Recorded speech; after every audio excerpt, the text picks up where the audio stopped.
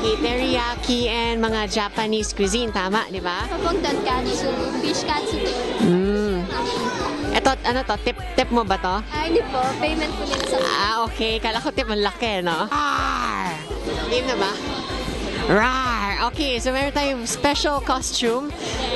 Anong animal yung nire-represent mo? leopard. Leopard maid. Rar! I have a nail!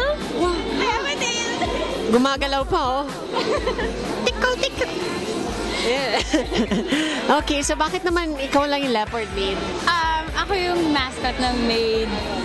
Special. The mascot. Yes. Okay, nagsiserve ka rin ba ng mga... Yes. Tapos may mga games ba kayo dito? Jack and Boy, arm wrestling, thumb wrestling. Thumb wrestling. So, ilang thumbs yung kailangan mong gamitin? Kamusta naman tong yung mga customer? Okay naman. Okay naman, sinasabi mo lang yan eh. Hindi. Teriyaki yung sa akin eh.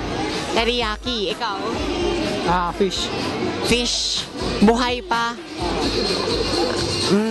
Pwede pala dito, buhay pa yung fish. Super fresh. Gumagalaw pa yung fish na gano'n. Okay, so interviewin natin ang, ano ba to? Kinatatakutan ng mga kabataan, si Pedo Bear.